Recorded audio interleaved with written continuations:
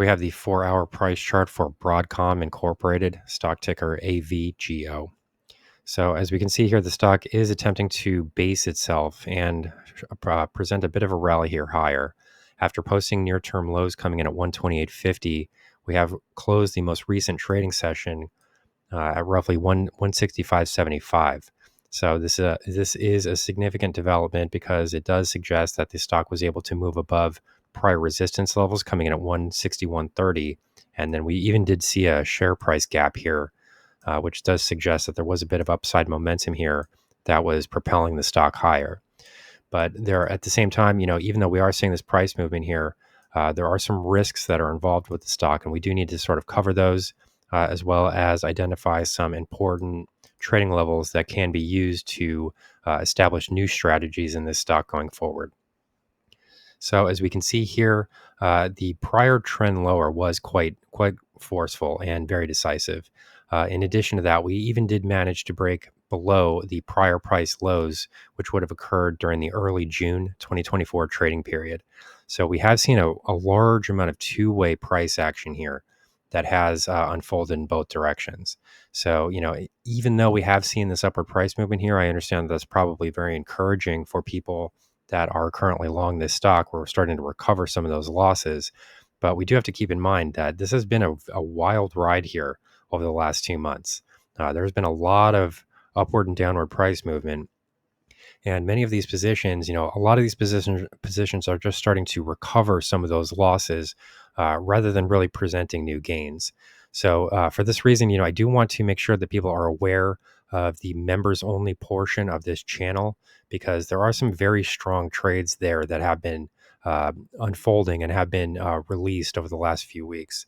Specifically, the trade that we took 2 weeks ago has already seen gains of 46%. In less than 2 full week period trading sessions. So, very limited drawdown of roughly 5 to 6% at most in most of these stocks. And I think that the worst performer currently is still showing gains of positive gains of 10%. So overall, the real activity here that we're seeing in Broadcom has been encouraging, but what needs to be kept in mind is that, a lot of these gains are really just sort of recovering recent losses rather than building on the stock. So if we go back in time here, we can see that there was even actually a false breakout to the downside. Share prices did reach lows of 128.50, and the real question that investors need to be asking themselves at that point is how much loss did occur as share prices were moving into that area. So, as things currently stand, we are looking at a price close of 165.75. This is positive because we did manage to close the week above this 160-130 level that we had been watching previously. But as share prices have moved above the exponential moving average cluster here, what we need to understand is that the deviation from the mean here, the distance from the longer term moving averages has become quite far. There's a lot of distance here between this stock and the moving averages. So, in most cases, the most likely scenario is for share prices to revert back to their longer term averages. That is, more often than not, much more often than not, what is typically seen for this stock and in the stock market as a whole. And we can see several examples of this. I mean, even back here, we saw it to the downside.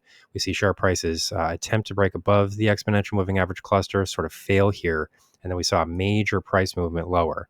As this happened, share prices deviated a major distance very far from these exponential moving averages. And then this is ultimately what caused the share price to move higher. We needed to move back toward the averages. So in many ways, the similar situation is occurring here to the top side. What is the distance here? We're even seeing share price gaps that will eventually need to be filled at some point. So these candles are green, no doubt about it. We also saw a positive close above the 160-130 level, no doubt about it. These are positive developments. But if we do start to see a bit of a slowdown here, a bit of a halting in the upward momentum, we will need to fill in this price gap here if share prices fall back below, let's get an exact number here. This would be 160.35. So if we break below this 160.35 here, we are now going to need to fill this price gap to the downside, and this could initiate some new bearish momentum for the stock. In addition to that, you have to watch the relative strength index, which is coming very close now to overbought territory. We're not quite there yet, so this does suggest that the stock could see a little bit more of a gain here before reversing. But at some point here, we're going to start to reach overbought territory. So the real question is, when does that happen? As things currently stand, we're above all of the near-term resistance levels, and then in addition to that, as you can see here, I won't draw it on the chart because it makes things a bit messy. But we've also broken above this prior downtrend. So these are all positive developments. Broadcom is an excellent company. It's got a very, very strong future. But the real question is, how much have share prices moved recently, and how much more of this price move is going to be sustainable? In my view, what we're going to need to see here is a reversion back toward these moving averages. So at some point, we're going to see a rollover here relatively soon. So I do want to make sure that people are aware of the trading room.